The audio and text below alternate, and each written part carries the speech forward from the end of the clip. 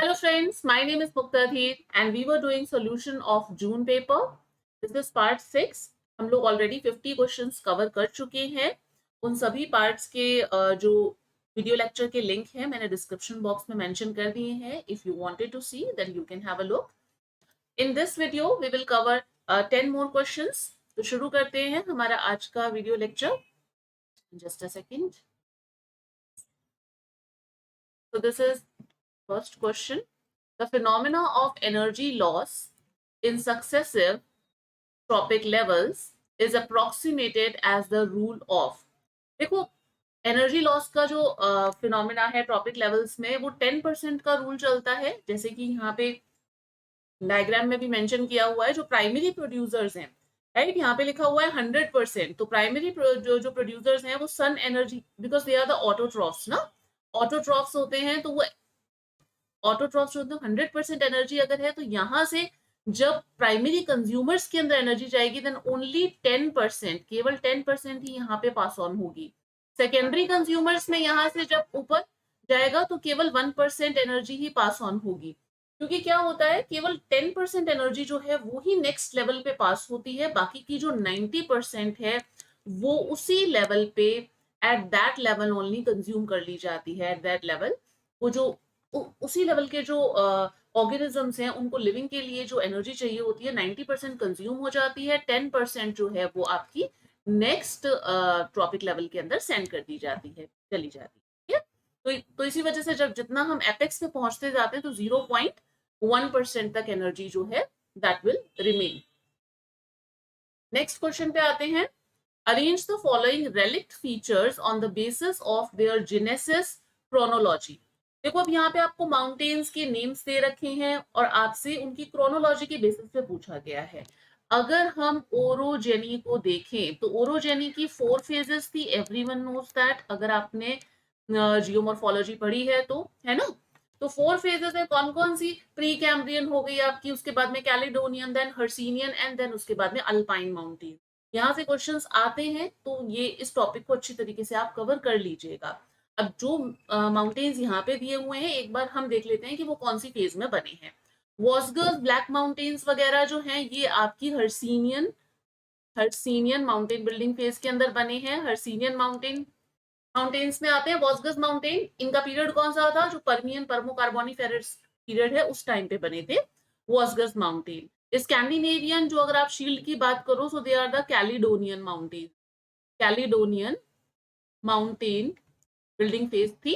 Caledonian mountain building phase कौन सी है? सिल्यूरियन डिवोनियन जो पीरियड था उसके बीच की फेज है. साइबेरियन शील्ड ये आपकी प्री जो प्रोटेरोजोइक फॉर्मेशन है तो प्री कैम्ब्रियन के अंदर आ जाएगा. और उसके बाद में आपका आ जाता है Atlas mountain. Atlas mountain is a tertiary mountain. ये आपका अल्पाइन माउंटेन बिल्डिंग फेज के अंदर आ जाएगा. अल्पाइन माउंटेन्स जो है वो टर्शरी पीरियड के अंदर बने थे. ठीक है, तो अब इसको अगर सीक्वेंस में अरेंज करना, अगर आपको सिर्फ ये भी पता है कि Atlas mountain, alpine mountain tertiary mountains हैं और ये सबसे लास्ट में बने थे तो आपका आंसर वैसे ही निकल जाएगा. ही केवल एक ही ऑप्शन में दे रखा है. तो अगर हम इसे अरेंज करें तो सबसे पहले बना आपका साइबेरियन शील्ड, फिर उसके बाद में आया स्कैंडिनेवियन जो हाईलैंड्स है, एंड देन कम वॉसगर्स माउंटेन और फिर उसके बाद में आपके एटलस माउंटेन. क्लियर है? इसका आंसर हो गया option number 1. Next question. Identify the correct statement. सबसे पहले तो करेक्ट को हाईलाइट कर लो. Identify the correct statement with the reference to geomorphic cycles of Davis and Penck. Davis और पैंक के जो जियोमॉर्फिक साइकिल्स हैं उसमें दो ही टाइप के क्वेश्चंस आते हैं, मैच द फॉलोइंग या फिर स्टेटमेंट बेस्ड. मोस्टली इसके अंदर जो क्वेश्चन आते हैं वो स्टेटमेंट बेस्ड ही आते हैं.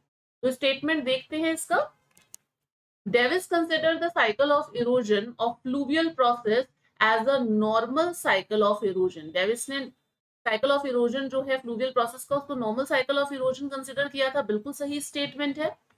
उसके बाद में next statement is Davis use the concept of base level proposed by Gilbert and the concept of graded stream proposed by Powell.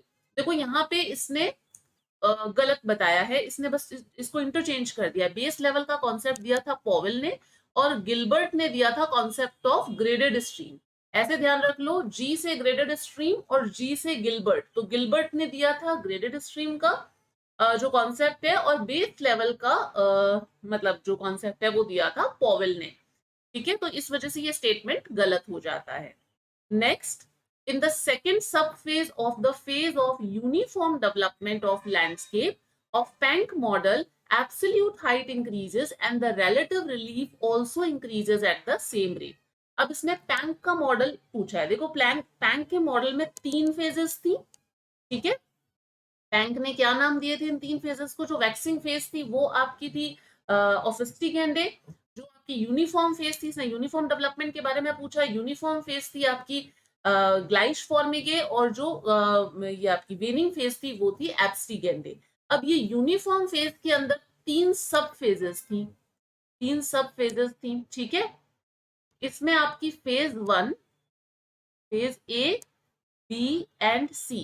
ठीक है, phase A, B and C. अब ये आपसे क्या पूछ रहा है? सेकंड सब फेज, सेकंड सब फेज यानी कि फेज बी के बारे में पूछ रहा है। तो उसको याद करने का बहुत सिंपल सा तरीका है, आप यहाँ पे देख लो, रिलेटिव रिलीफ और आपकी absolute relief. Right, relative relief तो तीनों ही फेजेस के अंदर आपकी कांस्टेंट रहती है, जबकि एब्सोल्यूट रिलीफ जो है वो फर्स्ट फेज के अंदर इंक्रीज करती है, दूसरे में कांस्टेंट रहती है, और थर्ड सब फेज के अंदर डिक्रीज करती है। ठीक है, तो यहाँ पे इसने सेकंड सब फेज का पूछा है, और ये बोल रहा है कि सेकंड सब फेज में एब्सोल्यूट हाइट इंक्रीज हो रही है, और रिलेटिव हाइट जो जो रिलेटिव रिलीफ या रिलेटिव हाइट है वो भी आपकी इंक्रीज हो रही है। तो कहीं दिख रहा है आपको इंक्रीज होती हुई? सेकंड फेज के अंदर क्या दिख रहा है? सेकंड फेज के अंदर दोनों ही, सेकंड सब फेज में दोनों ही कांस्टेंट है ना?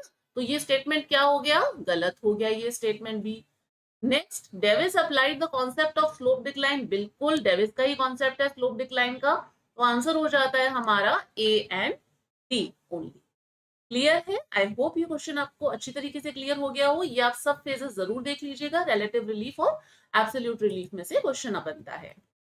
Next question, which of the following law gives an insight about the amount of radiation radiated by an object in different parts of electromagnetic spectrum? अब आपको ये डिफरेंट लॉज दे रखे हैं, इनमें से पूछा कौन सा लॉ है जिसमें अमाउंट ऑफ रेडिएशन के बारे में बात की गई है। देखो, प्लैंक का जो लॉ है वो आपको क्या कहता है? प्लैंक का जो लॉ है वो कहता है कि अगर हाई टेम्परेचर है बॉडी का, हाई टेम्परेचर है बॉडी का, तो क्या होगा? मोर रेडिएशन होगी, मोर रेडिएशन होगी, है ना? More radiation emit at every wavelength, हर वेवलेंथ पे ज्यादा रेडिएशन जो है वो एमिट की जाएगी अगर बॉडी का टेम्परेचर ज्यादा होता है तो उस केस के अंदर। और ये डिपेंड करता है, जो मैक्सिमम इंटेंसिटी ऑफ रेडिएशन है वो डिपेंड करती है बॉडी के टेम्परेचर के ऊपर। ये प्लैंक लॉ है और यही यहाँ पे फिट इन हो रहा है। The law gives insight about the amount of radiation radiated by an object. Wien displacement का लॉ क्या था भाई? वेन डिस्प्लेसमेंट का lambda is equals to K upon T. Simple सा इसका लॉ था। इसने कहा था कि भाई हाई टेम्परेचर अगर होगा रेडिएटिंग बॉडी का तो उसकी शॉर्टर वेवलेंथ जो है तो वेवलेंथ जो है वो शॉर्ट होगी। जितना ज्यादा टेम्परेचर होगा उतनी शॉर्ट वेवलेंथ होगी। ठीक है, ये आपका वेन डिस्प्लेसमेंट लॉ था। स्टीफन बोल्ट्जमैन क्या था? स्टीफन बोल्ट्जमैन जो था that was F is equals to sigma T की पावर 4। इसने सिंपल सी बात कही थी कि जो रेडिएशन का फ्लो है वो प्रोपोर्शनल होता है to the fourth power of the absolute temperature of radiating body. अब ये दोनों मैंने आपको क्यों बताए हैं? क्योंकि प्लैंक का लॉ का क्वेश्चन इस पेपर में आया है। जरूरी नहीं है कि नेक्स्ट पेपर में भी सेम ही आए। नेक्स्ट पेपर में शायद आपका वेन डिस्प्लेसमेंट या स्टीफन बोल्ट्जमैन से आ जाए, तो क्या करोगे? तो प्लैंक लॉ, प्लैंक की लॉ की जो ये प्लैंक इक्वेशन है दैट इज दिस इक्वेशन, इसलिए मैंने यहाँ पे लिखी नहीं है। ठीक है, Kirchhoff law is not that important. चलो नेक्स्ट क्वेश्चन के अंदर आते हैं। Arrange the following countries in ascending order on the basis of percentage share in the exports of commercial services in the world। अब यहाँ पे एक्सपोर्ट की बात की गई है कमर्शियल सर्विसेज को लेकर के। तो देखो भाई, फर्स्ट नंबर पर तो यूएसए आता है, सेकंड नंबर पे आपका यूके आता है ना? तो सेकंड नंबर पे यूके आ, तो यानी कि यूके जो है वो हमारा क्या हो गया, इसने यहाँ पे पूछा है आपसे असेंडिंग ऑर्डर, बढ़ता हुआ क्रम पूछा है ना। तो यहाँ पर देखो बढ़ता हुआ क्रम पूछा है तो यूके फर्स्ट नंबर पे है, उसके बाद में सेकंड नंबर पे नेदरलैंड्स आ जाता है, थर्ड नंबर पे थाईलैंड है और फोर्थ नंबर पे आपका ब्राजील है। असेंडिंग ऑर्डर है तो यानी कि फोर्थ पहले आएगा, ए यहाँ पर है, एंड देन सी, ए के बाद में सी, देन उसके बाद में Netherlands B and then D. आपका option number second is the correct one. ठीक है, नेक्स्ट क्वेश्चन पे बात करते हैं। Which of the following terms denote attributes of separation between the location of origin and the location of destination in the spatial interaction model? Special interaction देखो, attributes of separation पूछा गया है, location of origin और destination के बीच में attributes of separation पूछा गया है, इस वजह से this is SIJ, attribute of separation. अब देखो तीन टाइप के इंटरैक्शन मॉडल्स होते हैं, 3 इंटरैक्शन मॉडल्स, 3 बेसिक टाइप के इंटरैक्शन मॉडल्स होते हैं। हम देखते हैं ग्रेविटी मॉडल है एक, तो ग्रेविटी, एक आपका पोटेंशियल मॉडल होता है, and the another one is detail model. ठीक है, ये 3 बेसिक इंटरैक्शन मॉडल है, इसने स्पेशल इंटरैक्शन मॉडल के बारे में पूछा है और वो भी attributes of separation between the origin and destination, तो SIJ is the correct one. Next question, which of the following is not assumed, not को highlight कर लो, not assumed by Weber in the industrial location theory। Weber की industrial location theory में कौन सा वाला इसका assumption नहीं है? आइसोट्रोपिक सरफेस, आइसोट्रोपिक सरफेस बिल्कुल इसका assumption है, इसने दिया था, assume किया था आइसोट्रोपिक सरफेस होनी चाहिए। Perfect knowledge about the location of raw materials and market, बिल्कुल परफेक्ट नॉलेज होनी चाहिए रॉ मटेरियल, और मतलब इसने अज्यूम किया था कि जो रॉ मटेरियल की मार्केट की परफेक्ट नॉलेज है के बारे में। एंड एंटरप्रेन्योर्स जो हैं they are the economic and rational man, ये भी सही स्टेटमेंट है। Labour is cheap and easily available at all places, देखो यहाँ पे कैच है, लेबर चीप है, ये बात इसने बोली थी, इसने कहा था, वेबर ने कहा था कि भाई लेबर जो है that is fixed, that is immobile.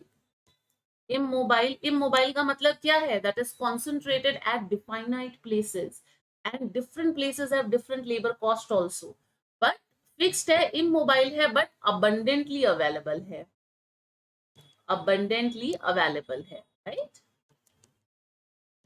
Abundantly available है। तो इसका मतलब क्या हो गया? अबंडेंटली अवेलेबल है यानी कि चीप है ना, इजीली अवेलेबल है, वो है अपना, और फिक्स्ड है, इमोबाइल है, बट ये फिक्स्ड है, हर जगह पे नहीं मिलती, एट ऑल प्लेसेस नहीं मिलेगी, तो यानी कि ये हमारा स्टेटमेंट गलत है और इसने गलत स्टेटमेंट ही पूछा है, तो आंसर सही हो जाएगा 4 नंबर।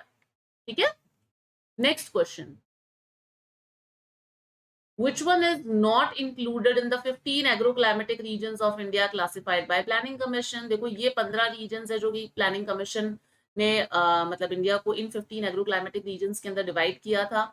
यहाँ पे आपको western dry region, western Rajasthan मिलता है, मिडिल गैंजेटिक प्लेन भी है यहाँ पर, eastern Himalaya, north eastern region भी है, पर थार डेजर्ट नाम का कोई रीजन एज सच नहीं है।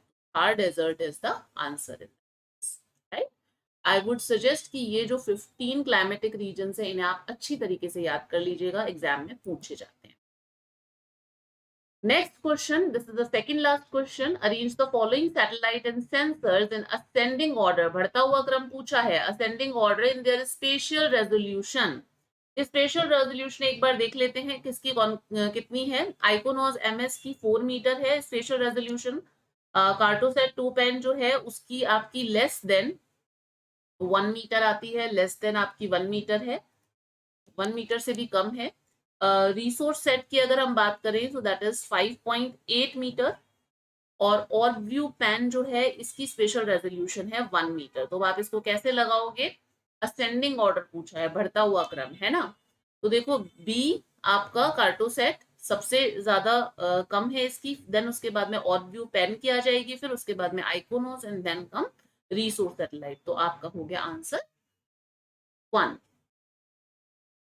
Last question, which of the following will improve the economic life of rural areas? Rural areas की इकोनॉमिक लाइफ को इंप्रूव करने के बारे में पूछा गया है इन डेवलपिंग कंट्रीज।